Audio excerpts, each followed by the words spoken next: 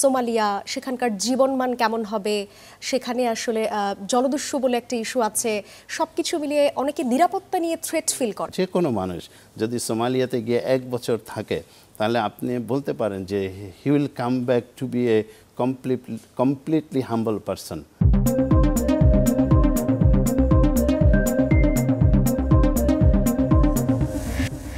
দর্শক, স্বাগত জানাচ্ছি চ্যানেল 24 এর পডকাস্টে।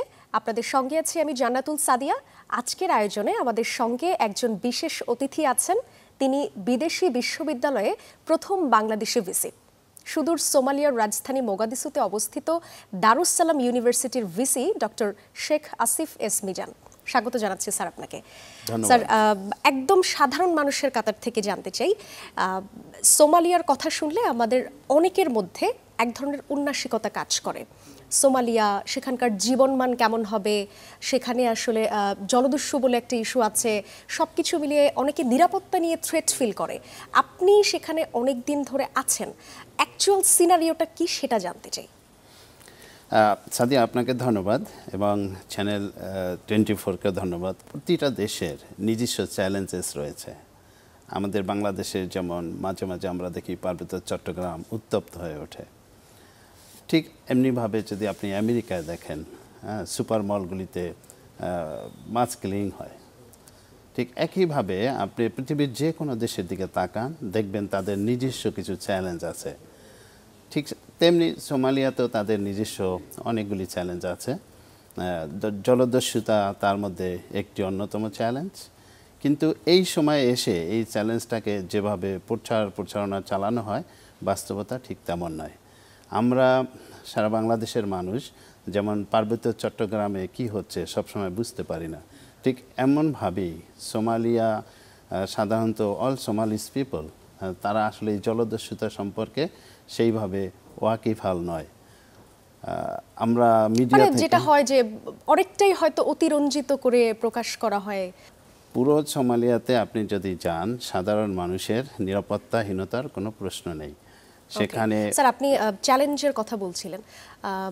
স্যার, চ্যালেঞ্জের কথা যেহেতু বললেন, সেখানে একটু বলতে চাই, সোমালিয়া যেহেতু অনেকটা যুদ্ধ বিধ্বস্ত একটা দেশ, সেখানে কাজ করতে গিয়ে কি আপনার কখনো কোনো চ্যালেঞ্জ ফেস করতে হয়েছে? এক কথায় হলো যে আমার কোনো চ্যালেঞ্জ ফেস করতে হয়নি, বরং আমি সোমালিয়াকে আমার মনে হয় যে আমি আমার নিজের দেশেই আছি। সোমালিয়া একটি মুসলিম প্রধান কান্ট্রি, সেখানকার প্রচুর ছাত্রছাত্রী বাংলাদেশে পড়াশোনা করতে আসে এবং ফিরে গিয়ে তারা খুব সুনামের সাথে বিভিন্ন জায়গায় তাদের যে অবদান সেটা রাখছে। ফলে সোমালিয়ারা বাংলাদেশকে অনেক বেশি ভালোবাসে, বাংলাদেশের মানুষকে ভালোবাসে এবং আমি সেখানে আছি, আমাকেও তারা মনে করে যে আমি তাদের পরিবারেরই একজন। সুতরাং আমাকে তেমন কোনো চ্যালেঞ্জ ফেস করতে হয় না। স্যার, এবার একটু আপনার সম্পর্কে জানতে চাই। জাহাঙ্গীরনগরের শিক্ষার্থী থেকে আপনি সোমালিয়ার শিক্ষক এবং তারপরে হচ্ছে ভিসি হয়েছেন।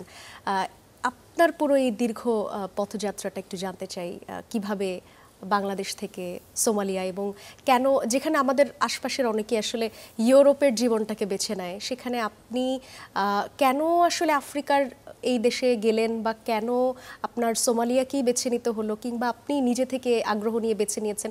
আমি আসলে জীবনে সবসময় চেষ্টা করি যে যখন যেখানে থাকি আমি যেন সমাজে বা আমার যে কমিউনিটি আছে সেখানে যেন একটা পজিটিভ ইম্প্যাক্ট রাখতে পারি। তো যখন আমি বিশ্ববিদ্যালয়ে পড়তাম তখন আমার যথেষ্ট সুপরিচিতি ছিল।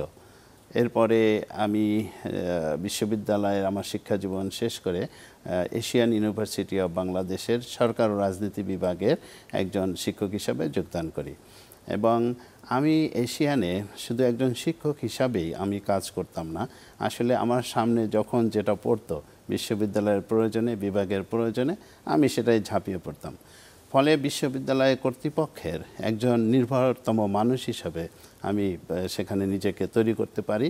ফলে বিশ্ববিদ্যালয়ের সকল কর্মকাণ্ডের সাথে আমার সম্পৃক্ততা অনেক বেশি ছিল এবং সেই কারণেই এশিয়ান ইউনিভার্সিটিতে যত বিদেশি ছাত্রছাত্রীরা পড়াশোনা করতো তাদের সাথে আমার একটা পার্সোনাল সম্পর্ক গড়ে ওঠে।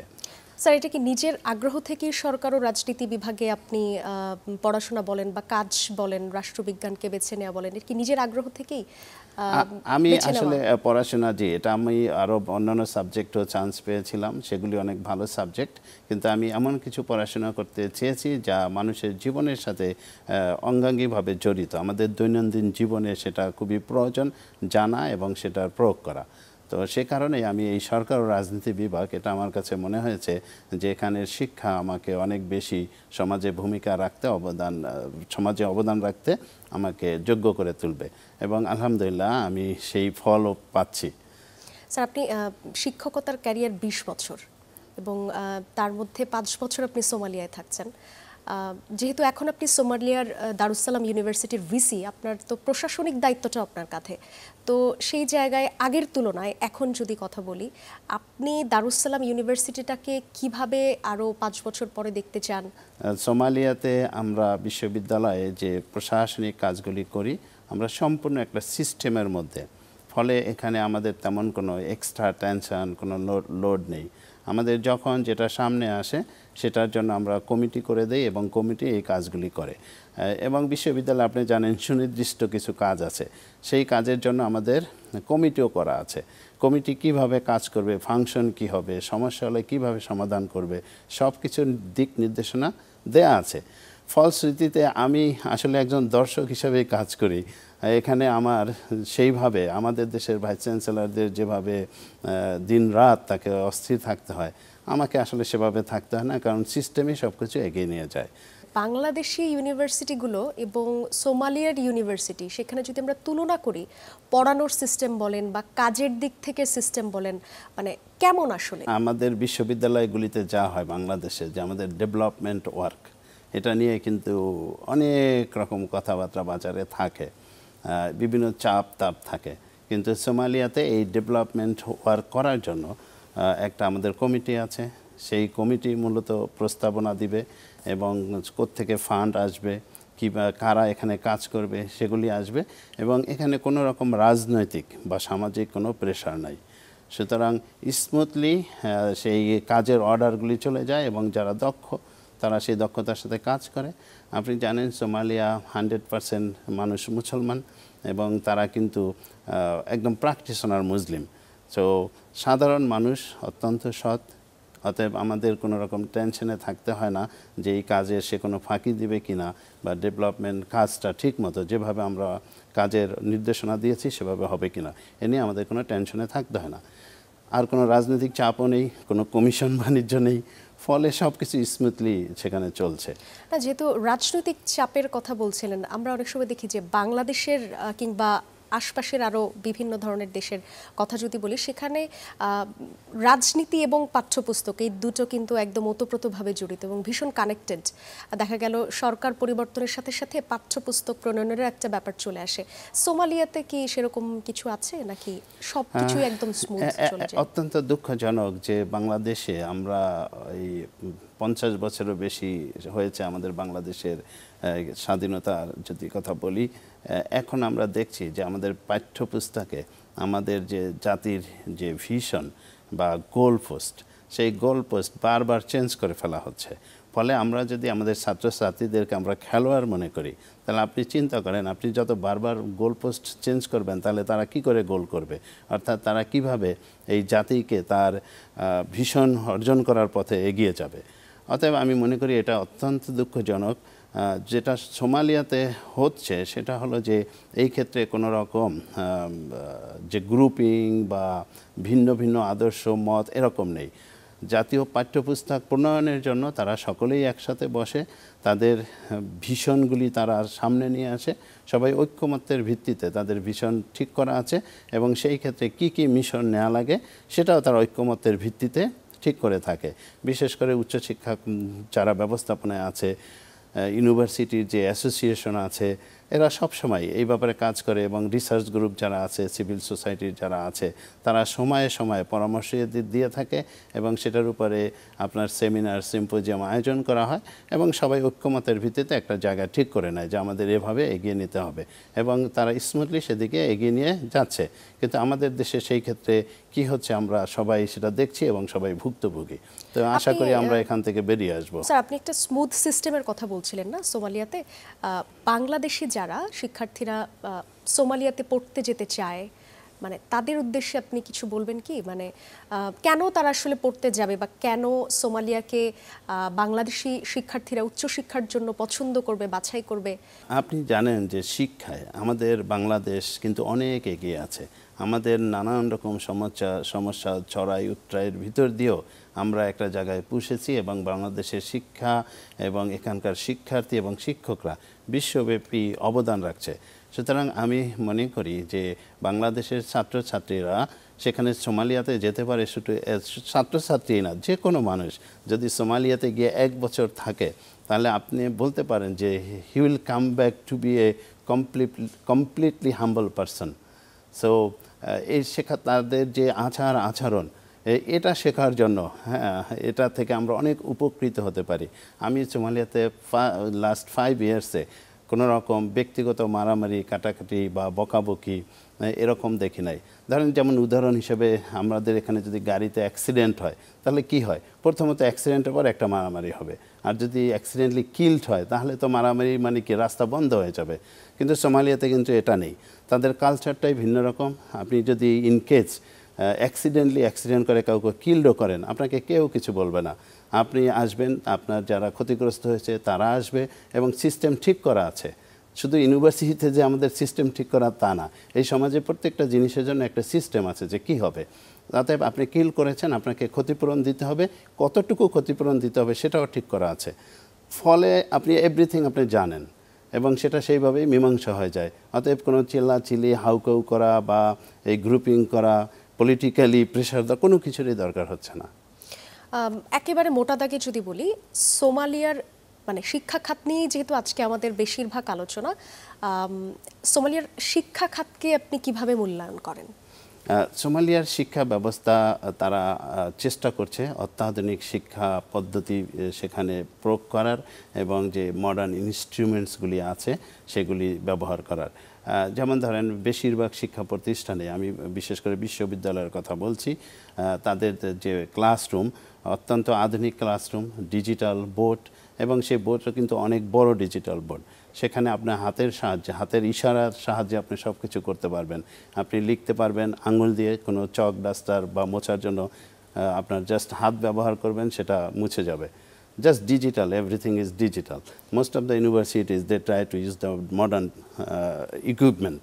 ফলে দেখা যায় তারা মডার্ন সাবজেক্ট, যেই সাবজেক্টগুলি সত্যিকার অর্থে সোমালি জাতির ভিশনকে পূরণ করতে পারে সেই ধরনের সাবজেক্টই সেখানে গুরুত্বপূর্ণ বলে বিবেচনা করা হয়, যেমন ইঞ্জিনিয়ারিং, হেলথ সায়েন্স এটসেট্রা। কিন্তু আমাদের দেশের সাথে যদি কম্পেয়ার করি, আপনি দেখবেন যে আমাদের দেশে আমাদের মেডিকেল কলেজ আছে, ইঞ্জিনিয়ারিং কলেজ আছে, ইউনিভার্সিটি আছে, জেনারেল ইউনিভার্সিটি আছে, কিন্তু আমরা দেখি কিছু অদ্ভুত সাবজেক্ট আছে, একটা দুটা না, আপনি 20-30টি সাবজেক্ট পাবেন, যেখান থেকে আমরা যখন অনার্স মাস্টার্স কমপ্লিট করলাম তারপরে কি আমি একজন স্কিল ম্যান পাওয়ার হলাম বা আমি কি সেই সার্টিফিকেট ধারী ছাড়া অন্য কিছু হলাম না। আমরা দেখি সমাজের লাখো লাখো মানুষ উচ্চশিক্ষা নিয়েছে কিন্তু সে আর কোনো স্কিল নেই, কিছু করতে পারছে না। এবং অত্যন্ত দুঃখের বিষয় আপনি দেখবেন যে কেমিক্যাল ইঞ্জিনিয়ার সে হয়ে যাচ্ছে ব্যাংকার, ডাক্তার সে হয়ে যাচ্ছে পুলিশ অফিসার। তো একটা ইঞ্জিনিয়ার তৈরি করতে বাংলাদেশ সরকারের, আমাদের জনগণের পয়সা প্রচুর টাকা খরচ হয় একজন ডাক্তার তৈরি করতে, কিন্তু সে অন্য জায়গায় অবদান রাখছে। ইভেন একজন chemical engineer it's not a joke, আমাদের রাষ্ট্রের প্রচুর টাকা খরচ হয়, কিন্তু দেখা গেছে যে সে ব্যাংকে চাকরি করছে। তো আমি মনে করি যে আমাদের সিস্টেমটাকে ঢেলে সাজাতে হবে এবং আমি খুবই খুশি হব বর্তমান সরকার অনেকগুলি সংস্কার কমিশন গঠন করেছে। তারা যদি আমাদের উচ্চশিক্ষার জন্য উচ্চশিক্ষা সংস্কার কমিশন গঠন করে এবং জাতির জন্য একটি প্রয়োজনীয়, যেটা সবার দল মত নির্বিশেষে একটা চমৎকার ভিশন সেট করা যায় এবং সেই ভিশনকে টাচ করার জন্য আমাদের কি কি মিশন নিতে হবে, কি কি স্টেপস নিতে হবে, সেটা যদি ঠিক করা হয় তাহলে খুবই ভালো। আমরা সোমালিয়ার ইউনিভার্সিটিগুলোতে যেভাবে পড়ানো হয় এবং বাংলাদেশি বিশ্ববিদ্যালয়গুলোতে যেভাবে পড়ানো হয়, পড়ানোর সিস্টেমটাতে কেমন ফারাক দেখেন? বা এখানে আপনি যেটা বলছিলেন যে এরকমও হয় যে যেই বিষয়ে আমরা পড়ি সেই বিষয়ে চাকরি পাওয়াটা টাফ, সোমালিয়াতে কি এরকম কিছু? সোমালিয়াতে এরকম কিছু না, তারা চেষ্টা করছে যে সম্পূর্ণভাবেই যে যে বিষয়ে পড়াশোনা করবে তার জন্য সেখানে দক্ষতা অর্জন করে এবং সে সেই বিষয়ে অবদান রাখতে পারে। এবং সেই ক্ষেত্রে যেটা হচ্ছে যে intern is very important in Somalia. সাধারণত ছাত্ররা সেকেন্ড ইয়ার বা ইয়ার আর থার্ড ইয়ার আর সেমিস্টার 6 আর 7 তারা ইন্টার্নি করা শুরু করে এবং যে যত বেশি ইন্টার্নি করবে তার চাকরির জন্য তত সহজ হয়ে যাবে। অর্থাৎ তারা একাডেমিক লেখাপড়ার সাথে সাথে বাস্তব জ্ঞান অর্জন করার চেষ্টা করে এবং ফলশ্রুতিতে তাদের যে ভবিষ্যৎ জাতির জন্য অবদান রাখার পথ সুগম হয়ে যায়। আমাদের দেশে সেই স্কিলগুলো বাড়ানোর জন্য আপনি কি ধরনের পরামর্শ দেবেন? আমি তো বলবো যে দুটো বিষয় ক্ষেত্রে আমার পরামর্শ থাকবে যে আমাদের প্রিয় ছাত্রছাত্রীরা যেন যখন ইউনিভার্সিটিতে পড়াশোনা করবে সে যেন প্রথমেই ইন্টার্নি করার জন্য সে নিজেকে তৈরি করে এবং কোথাও না কোথাও সে যেন ইন্টার্নি করে, অ্যাটলিস্ট যেন তার শিক্ষকের সাথে সে ইন্টার্নি করে এবং বিশেষ করে রিসার্চের দিকে যেন ঝুঁকে পড়ে। সে যেন রিসার্চ কীভাবে করতে হয় এটা যেন শেখে এবং তারা আর না হোক বন্ধুরা মিলে মাঝে মাঝে ওয়ার্কশপ সেমিনার এগুলি করতে পারে। একই সাথে শিক্ষকদেরও এখানে ভূমিকা আছে, তারাও তাদের শুধু ক্লাসরুমে শিক্ষা দান না করে তাদের পাঠচক্র বা বিভিন্নভাবে ছাত্রদের সাথে এক্সট্রা টাইম যেন শিক্ষকরা দিতে পারে, যেটা আমরা সোমালিয়াতে হরহামেশা করে থাকি। সোমালিয়ার রিসার্চের ব্যবস্থাটা খুব উন্মুক্ত, মানে সেখানে আপনি দেখেন আমি এ ব্যাপারে আমি একজন বাংলাদেশি পড়াশোনা করেছি এবং রিসার্চ আমি শিখেছি অনেক পরে। আমি যখন মাস্টার্স করেছি বা পিএইচডি করেছি তখন আমার এই রিসার্চের মনোযোগ হয়েছে। কিন্তু সোমালিয়াতে হলো যখন আপনি কলেজ আন্ডার গ্রাজুয়েট শেষ করবেন তখন কিন্তু আপনাকে অবশ্যই থিসিস করতে হবে এবং থিসিস ডিফেন্স করতে হবে এবং সেটাকে আপনি উত্তীর্ণ হতে হবে এবং সেখানে প্রচুর রিসার্চ ইনস্টিটিউট আছে। শিক্ষকরা ইন্ডিভিজুয়ালি ছাত্রদেরকে ট্রেনিং করাচ্ছে কি করে রিসার্চ করতে হয়। শুধু তাই না, শিক্ষকরা প্রতি বছর অন্তত একটা রিসার্চ আর্টিকেল পাবলিশ করার জন্য তারা সবসময় সচেষ্ট থাকে। আপনি রাষ্ট্রবিজ্ঞানের একজন শিক্ষক, বাংলাদেশের বর্তমান রাজনৈতিক পরিস্থিতিকে আপনি আপনার দৃষ্টিতে কিভাবে মূল্যায়ন করবেন? এই নতুন প্রেক্ষাপট, এখানে তো আপনি জানেন আমাদের নতুন স্বপ্ন, সকলেই চাই বাংলাদেশ যেন অ্যানাদার লেভেলে পৌঁছে যায়। এখানে কোনো রকম যে চুরি ডাকাতি লুণ্ঠন ঘুষ দুর্নীতি মুক্ত একটি নতুন বাংলাদেশ হবে, সেই কারণেই আপনি দেখেন অনেকগুলি সংস্কার কমিশন গঠন করা হয়েছে। কিন্তু এখানে মনে রাখতে হবে যে আমরা রাতারাতি এই পরিবর্তনটা কিন্তু পাবো না। আমরা যদি কোনো একটা সংস্কার কমিশন গঠন করে একটা সেক্টরে ডেভেলপ করতে চাই এটা কিন্তু সম্ভব হবে না, কারণ আমরা সবাই একই সমাজের মানুষ। সুতরাং এই পরিবর্তিত পরিস্থিতির সাথে তাল মিলিয়ে আমাদের সবাইকে বদলে দিতে হবে, পজিটিভলি বদলে যেতে হবে। আমার চিন্তা চেতনা আগে যা আছে তাই নিয়ে যদি আমি চলার চেষ্টা করি আমি হোঁচট খাবো।